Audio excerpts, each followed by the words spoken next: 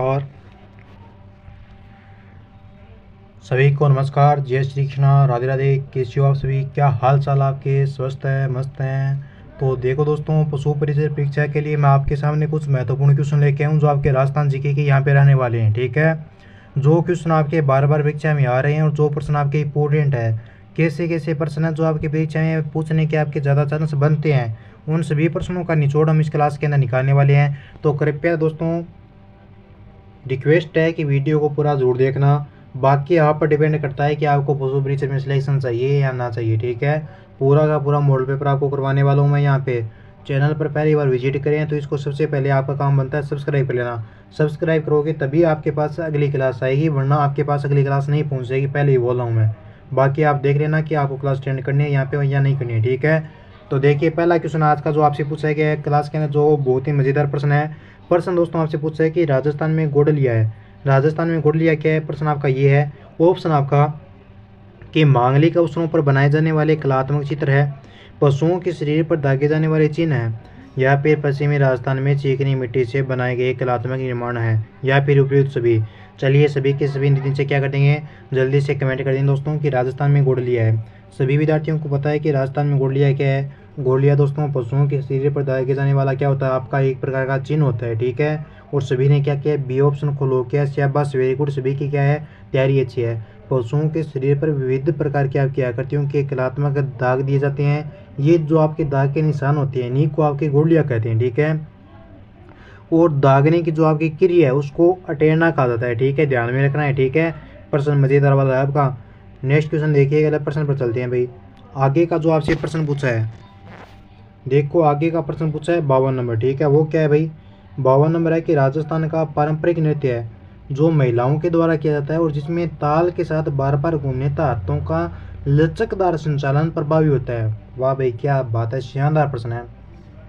अरे भाई, गर्ल को तो आता होगा ये क्वेश्चन है, क्योंकि नृत्य वगैरह वगैरह ये गर्ल है ना, वो इनमें ज़्यादा भाग लेती है। पुरुषों को तो भाई आते नहीं हैं, लड़के तो क्या करते हैं, इधर उधर आता ही नहीं है लड़कों को तो बताओ कि राजस्थान का पारंपरिक नृत्य कौन सी महिलाओं के द्वारा जो नृत्य किया जाता है, वो ताल के साथ बार बार घुमा जाता है उसमें, और हाथों में क्या दी जाती है, लचक दी जाती है।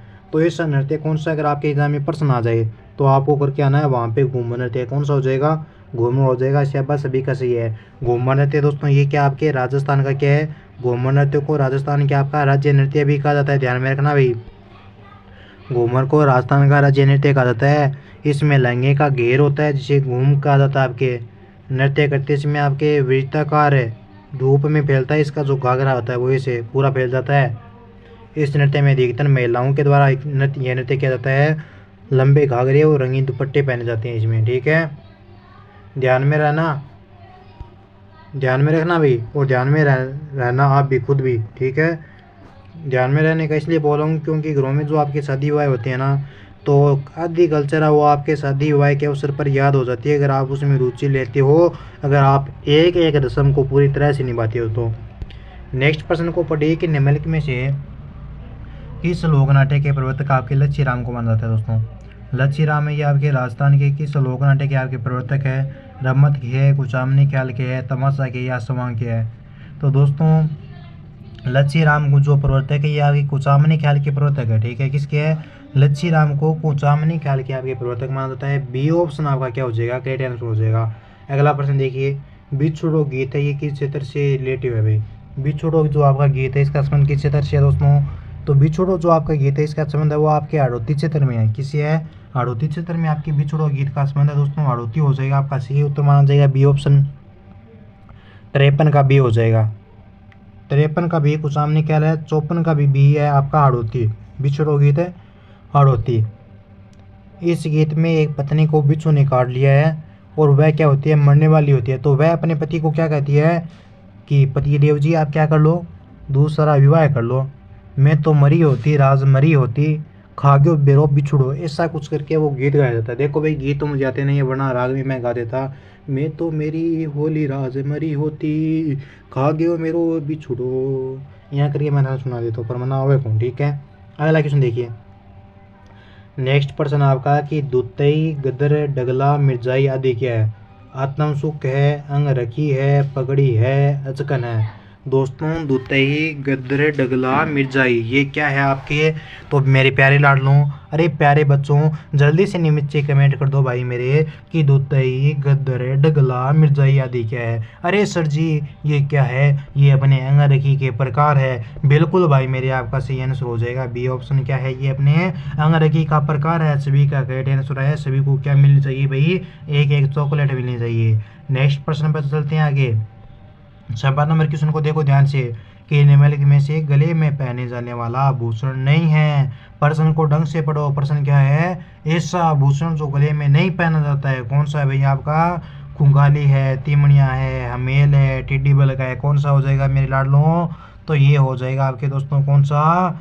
टिड्डी बल को हो जाएगा। कौन सा हो जाएगा? टिड्डी बल को हो जाएगा। टिड्डी बल को यह महिलाओं के द्वारा सिर पर धारण किया जाने वाला क्या होता है? आभूषण होता है। टिड्डी बल को कहाँ पर धारण करते हैं दोस्तों? महिलाएं टिड्डी बल को सिर पर धारण करती है अपने। ठीक है, चलो भाई आगे देखिए नेक्स्ट क्वेश्चन। रागड़ी और निमाड़ी किस राजस्थान बोली की बोली है? हड़ौती की है, मेवाड़ी की है, मालवी या फिर बागड़ी है? दोस्तों रागड़ी और निवाड़ी है ना, ये किस राजस्थानी बोली की बोलियाँ हैं? प्रश्न आपका ये पूछा है। तो ये राजस्थान की उपबोलियाँ किसकी है? तो ये हो जाएगी आपके दोस्तों 57 का सी ऑप्शन, मालवी की उपबोलियाँ। ये कहाँ की दोस्तों?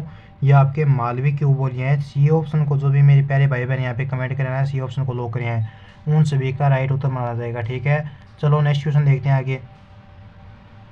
58 नंबर। रूसी कथाओं राजस्थानी अनुवाद गजबन के लिए किसे सोवियत लैंड नेहरू पुरस्कार से सम्मानित किया गया? देखो भाई, गजबन ले चाली पानी न, गजबन ले चाली पानी न, ऐसा करके एक सॉन्ग भी है आपका। लेकिन प्रश्न क्या पूछा है? प्रश्न पूछा है कि रूसी कथाओं राजस्थानी अनुवाद गजबन के लिए किसे सोवियत लैंड नेहरू पुरस्कार से सम्मानित किया गया है? तो ये दोस्तों आपके सम्मानित किया गया है भाई मेरे, ये आपका सम्मानित किया गया किसको भाई? 58 का कौन सा ऑप्शन आपका करेक्ट हो जाएगा? सर जी बी को लो कर दो। बिल्कुल आपका लक्ष्मी कुमारी चुटावत हो जाएगा। बी को क्या करेंगे? जल्दी से लो करेंगे। ठीक है, चलो नेक्स्ट क्वेश्चन देखिए। दोस्तों निम्नलिखित में से असली खंभों की, रुको भाई, 80 खंभे हैं। ठीक है, असली नहीं है। ठीक है, क्या है? 80 खंभे हैं। ठीक है, चलो जल्दी से नीचे कमेंट कर दिए दोस्तों कि 80 खंभों की छतरी कहाँ पे है? बूंदी में है क्या? अरे भाई 80 खंभों की छतरी कहाँ पे है? नीचे कमेंट कर दो भाई मेरे, जल्दी से कमेंट कर दो भैया मेरे। 80 खंभों की छतरी कहाँ पे है? 1 बूंदी, 2 बूंदी, कितनी बूंदी? 2 बूंदी, 1 बूंदी या 2 बूंदी? 80 खंभों की छतरी कहाँ पे है? अलवर में है। कहाँ पे दोस्तों? 80 खंभों की छतरी आपके अलवर में है। ये ऑप्शन को लो कर दो आप। 80 खंभों की छतरी ऐसी मुझसे महारानी की छतरी भी कहा जाता है, और इस छतरी का निर्माण है वो महाराजा विजय सिंह ने करवाया था। यह छतरी बख्तावर सिंह की महारानी मुझसे की स्मृति में बनवाई गई है। इसके आंतरिक भाग में दोस्तों भगवान श्री कृष्ण, श्री रामचंद्र जी और लक्ष्मी जी और सीता माता की क्या है? छवियाँ चित्रित है। ठीक है, नेक्स्ट प्रश्न देखिए। आगे हमारा क्वेश्चन पूछा जा चुका है। यहाँ पे देखिए कि निम्नलिखित में से राजस्थान में भूमिज शैली का प्राचीनतम मंदिर है दोस्तों? शिवाड़ी मंदिर, बणदेवरा, रणकपुर या फिर समीदेश्वर मंदिर है? दोस्तों निम्नलिखित में से राजस्थान में भूमिज शैली का प्राचीनतम क्या है? मंदिर है। तो भूमिज शैली का प्राचीनतम मंदिर अगर आपसे पूछे कौन सा हो जाएगा, तो ये मंदिर हो जाएगा भाई मेरे आपका शिवाड़ी का मंदिर। कौन सा मंदिर हो जाएगा? ये आपका दोस्तों शिवाड़ी का मंदिर हो जाएगा। ये ऑप्शन को सारे के सारे बट्टी क्या कर देंगे? लो कर देंगे। चलिए नेक्स्ट क्वेश्चन देखिए। नेक्स्ट प्रश्न आपका पूछा है कि विटामिन B1 को कहा जाता है दोस्तों? अरे भाई मेरी विटामिन B1 को क्या कहा गया है? राइबोफ्लेविन कहा गया है, पीरिडोक्सिन कहा गया है, थायमिन या फिर कोबालमिन? चलिए फटाफट से नीचे कमेंट कीजिए कि विटामिन B1 को कहा जाता है। दोस्तों विटामिन B1 को क्या कहा गया है? गुरुजी विटामिन B1 को तो अपने थायमिन कहा जाता है। बिल्कुल आपका सी आंसर सी ऑप्शन हो जाएगा। ठीक है, और सारे के सारे मेरे भाई बहन क्या करें? सी को लो करें हैं। अगला प्रश्न देखो नेक्स्ट हमारा कि निम्नलिखित में से कौन सा एक रासायनिक परिवर्तन का उदाहरण है दोस्तों? लोहे की छड़ का ताप है, मोम का पिघलना है, लोहे में जंग लगना है, ऊनी धागे से बुना हुआ स्वेटर है। बताइए कि निम्नलिखित में से कौन सा एक रासायनिक परिवर्तन का उदाहरण है? तो दोस्तों रासायनिक परिवर्तन का अगर आपके एग्जाम में उदाहरण हो जाए, पूछ लिया जाए आपसे प्रश्न किसका है, तो ये हो जाएगा आपके 65 का सी ऑप्शन के आंसर बना जाएगा। कौन सा हो जाएगा? 62 का सी हो जाएगा, लोहे में जंग लगना। ठीक है, सी को आप लो कर दो। चलो अगला प्रश्न देखिए कि हाथी पाँव रोग का कार्य क्या दोस्तों। हाथी पाँव रोग का कार्य क्या है, चलिए फटाफट से नीचे कमेंट कीजिए। सर जी वुचेरिया ब्रेको फटाई है, बिल्कुल डी को लो कर दो। साइंस के क्वेश्चन है ये आपकी कुछ। कोशिका का दोस्तों पावर हाउस कहलाता है। अरे भाई मेरे कोशिका का पावर हाउस है वो किसे कहा गया है। सर जी कोशिका का पावर हाउस है वो तो माइटोकॉन्ड्रिया को कहा गया है। बिल्कुल आपका सही आंसर 64 ऑप्शन क्वेश्चन का डी हो जाएगा। नेक्स्ट प्रश्न देखिए, आनुवांशिकी की भौतिक एवं क्रियात्मक इकाई है दोस्तों, कौन सी है। आनुवांशिकी की भौतिक एवं क्रियात्मक इकाई पूछे कौन सी है, तो ये हो जाएगी आपकी 65 की जीन हो जाएगी। कौन सी हो जाएगी भाई, जीन को लो कर दो। आप क्या करते हो, जीन को लो करो, सी को लो। अगला प्रश्न देखो भाई, नेक्स्ट हमारा क्वेश्चन पूछा है कि कौन सी ऐसी धातु है जिसे चाकू से काटा जा सकता है। अरे प्यारे बैठियों, कौन सी ऐसी धातु है जिसे चाकू से काटा जा सकता है। Bromine, sodium, potassium. चलिए फटाफट से नीचे कमेंट कीजिए कि ऐसी धातु कौन सी है जिसे क्या किया जा सकता है, चाकू से काटा जा सकता है। तो चाकू से जिसे काटा जा सकता है वो कौन सी धातु हो जाएगी मेरे लाडलों, वो हो जाएगी भाई मेरे आपके 67 नंबर क्वेश्चन में ऑप्शन डी राइट हो जाएगा। बी और सी, सोडियम और पोटेशियम में इसे क्या किया जा सकता है, चाकू से काटा जा सकता है। नेक्स्ट प्रश्न है कि वह धातु जो विद्युत की सुचालक होती है, बताओ। ग्रेनाइट है, ग्रेफाइट है, सिल्वेनाइट है या फिर हीरा है। ऐसी धातु जो क्या होती है, विद्युत की सुचालक होती है। तो विद्युत की सुचालक दोस्तों आपकी कौन सी हो जाएगी, ये हो जाएगी आपकी ग्रेफाइट। ठीक है, बी ऑप्शन को लो कर दो आप। चलो आगे चलिए, नेक्स्ट क्वेश्चन।